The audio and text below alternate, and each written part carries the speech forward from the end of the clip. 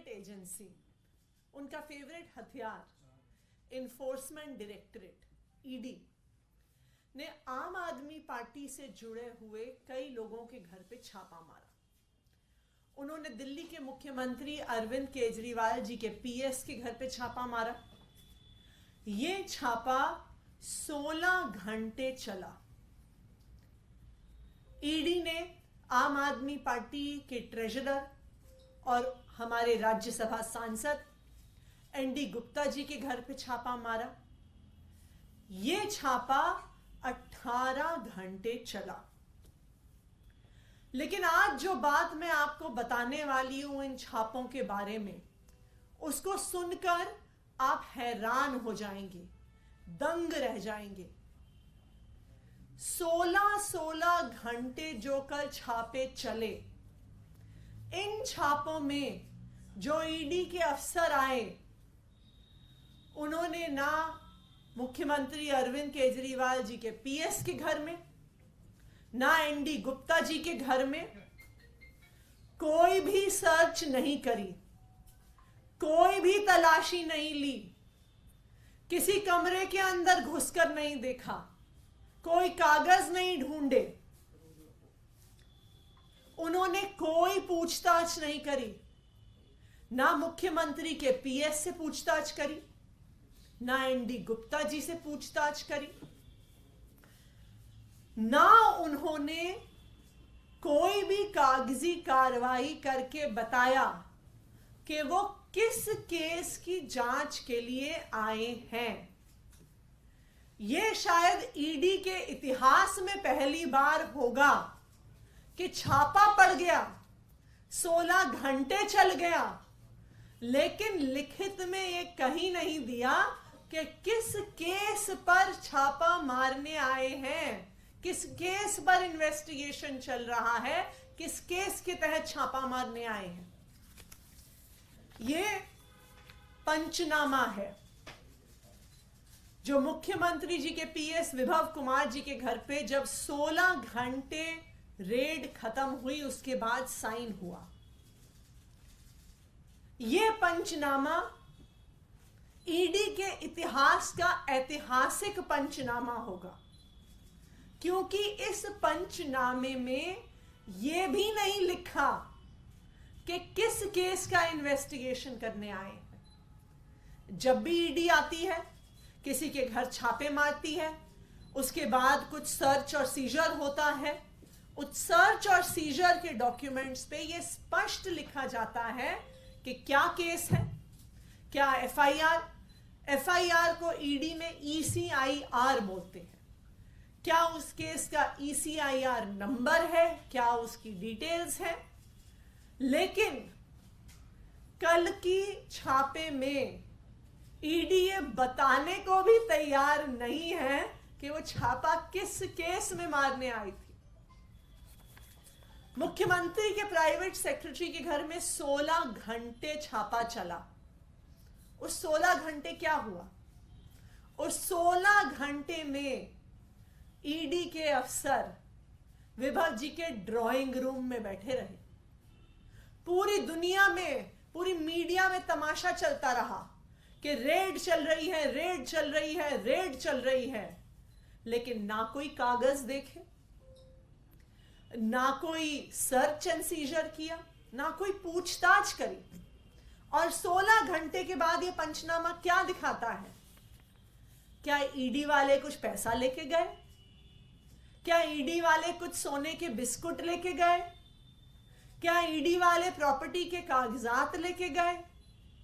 क्या ईडी वाले shell companies के कागजात लेके गए? नहीं।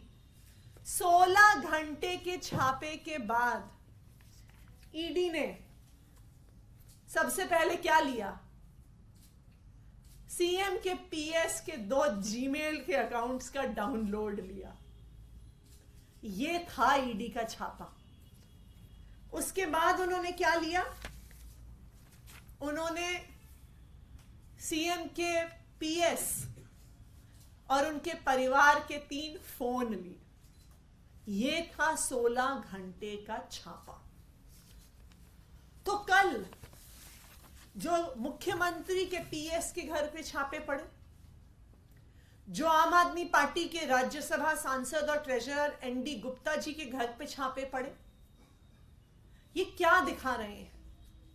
ये दिखा रहे हैं कि अब ईडी ने अब कोई दिखावा भी नहीं रखा कि वो किसी केस में इन्वेस्टिगेशन करने आए। उन्होंने ये दिखावा भी नहीं रखा कि वो कुछ सर्च कर रहे हैं। उन्होंने कोई दिखावा भी नहीं रखा कि वो कोई कागज लेके जा रहे हैं।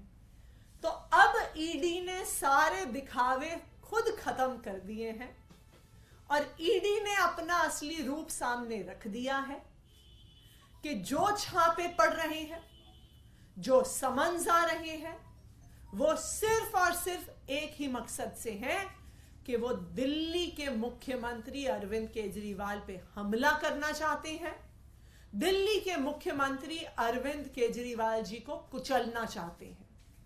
भारतीय जनता पार्टी को पता है, प्रधानमंत्री नरेंद्र मोदी जी को पता है कि अगर कोई एक नेता है जो उन्हें चैलेंज कर सकता है, कोई एक नेता है जो लगातार उनके खिलाफ आवाज उठाता है, अगर कोई एक नेता है जो उनकी धमकियों से, जेल भेजने से, छापों से, समन से डरता नहीं है, वो नेता दिल्ली का मुख्यमंत्री अरविंद केजरीवाल है।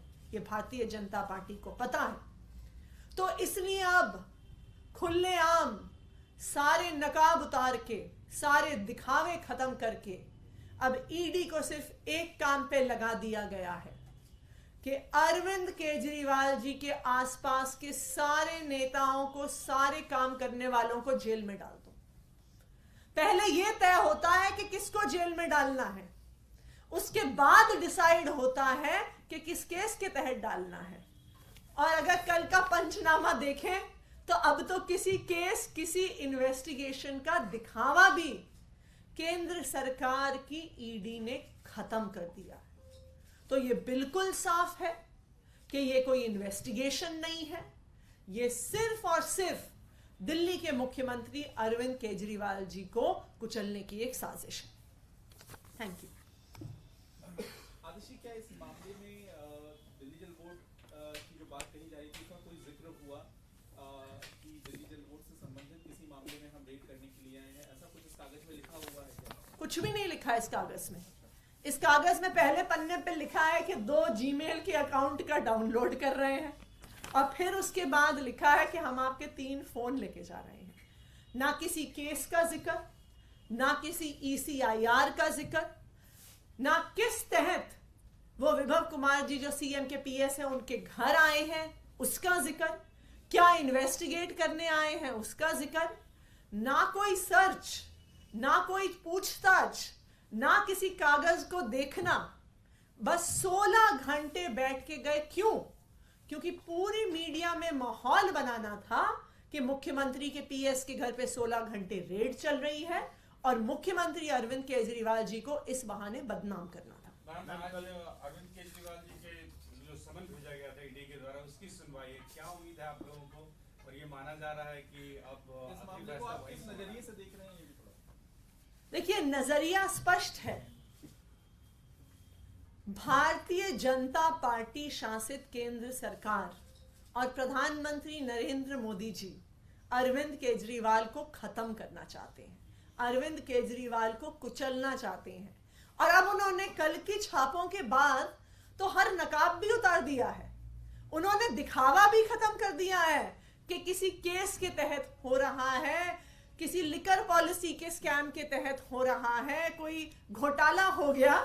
अब तो बिना किसी केस के छापे मारे जा रहे हैं, बिना किसी ECIR के छापे मारे जा रहे हैं, बिना किसी सर्च के 16 घंटे छापे पड़ रहे हैं, जिसमें 16 घंटे बाद मात्र 2 ईमेल्स को डाउनलोड किया जाता है और 3 फोन लेके वो चले जाते हैं। क्या ये है देश की प्रीमियर इन्वेस्टिगेटिंग एजेंसी? क्या ये है देश की वो एजेंसी जिसका काम है टेररिज्म के लिए मनी लॉन्ड्रिंग को रोकना, नारकोटिक्स ट्रेडिंग के लिए मनी लॉन्ड्रिंग को रोकना? क्या ये है वो एजेंसी जिसमें सरकार के हजारों करोड़ रुपए लगे हैं कि इस देश में आतंकवाद ना हो, कि इस देश में ड्रग्स की सेल ना हो, आज ईडी को सिर्फ और सिर्फ अपने राजनीतिक प्रतिद्वंदियों को खत्म करने के लिए इस्तेमाल किया जा रहा है। और उन राजनीतिक प्रतिद्वंदियों में सबसे पहले नंबर पे हैं अरविंद केजरीवाल जी। इसलिए उनको, उनके पार्टी के सारे, उनके करीबियों को और आम आदमी पार्टी के सारे नेताओं पर एक के बाद एक कोई केस, कोई समन, कोई धमकी बार बार दी जा रही है। मैम, आपने जो ऑडियो डिलीट करने वाला आरोप लगाया था उसको ईडी सोर्सेज ये कह रहे हैं कि डिलीट नहीं किया है, बल्कि उनके पास सिस्टम ही ऑडियो रिकॉर्ड करने का अक्टूबर 2023 के बाद आया है। तो आपका ये दावा गलत है कि ऑडियो डिलीट कर दिया है। ये भी बहुत अचंभे की बात है। इन्फोर्समेंट डायरेक्टोरेट जैसी बड़ी एजेंसी, इतना पैसा उस एजेंसी में लगता है, इतनी पावर उस एजेंसी के पास है, लेकिन उस एजेंसी को सूत्रों के हवाले से खबर प्लांट करनी पड़ती है।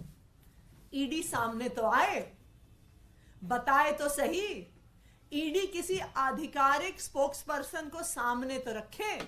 ईडी के डायरेक्टर सामने आए, उनके जॉइंट डायरेक्टर सामने आए, उनके डिप्टी डायरेक्टर सामने आए और फिर बताएं। कम से कम अपने लेटर हेड पर तो लिख के भेजें। व्हाट्सएप पे भेजा हुआ मैसेज फ्रॉम ईडी सोर्सेज को किस आधार पे माना जा सकता है? वैसे भी ये मामला कोर्ट में है और कोर्ट में हम ईडी के बयान का इंतजार करेंगे। ईडी अपना बयान दे, कोई ईडी का अफसर साइन करके बताए कि जो सुप्रीम कोर्ट का आदेश था, जो सीबीआई के ईडी के स्पेशल कोर्ट में जस्टिस नागपाल का आदेश था, कोई अफसर एफिडेविट पे साइन करके बताए कि हमने उसके कंटेम्प्ट में जाकर सीसीटीवी में ऑडियो रिकॉर्डिंग नहीं करी है। वो बताएं कि अगर कोर्ट का आदेश था और उनके सीसीटीवी में ऑडियो रिकॉर्डिंग सिस्टम नहीं था तो उन्होंने कैमरा हायर क्यों नहीं किया? उसमें तो ऑडियो रिकॉर्डिंग हो जाती। ये साफ साफ कंटेम्प्ट ऑफ कोर्ट है और यही कारण है कि ईडी सामने नहीं आ रही है। यही कारण है कि कोई आधिकारिक तौर पे बयान नहीं दिया जा रहा, कोई लेटर हेड पे स्टेटमेंट नहीं आ रहा, ईडी का कोई अफसर सामने नहीं आ रहा, क्योंकि उन्हें पता है कि ऑडियो रिकॉर्डिंग ना करना कंटेम्प्ट ऑफ कोर्ट है, ऑडियो रिकॉर्डिंग डिलीट करना टैंपरिंग ऑफ एविडेंस है। या तो एक हुआ है या दूसरा हुआ है। अब ईडी आधिकारिक तौर पर आके बताए कि उन्होंने पहला क्राइम किया है या दूसरा क्राइम किया है। Thank you.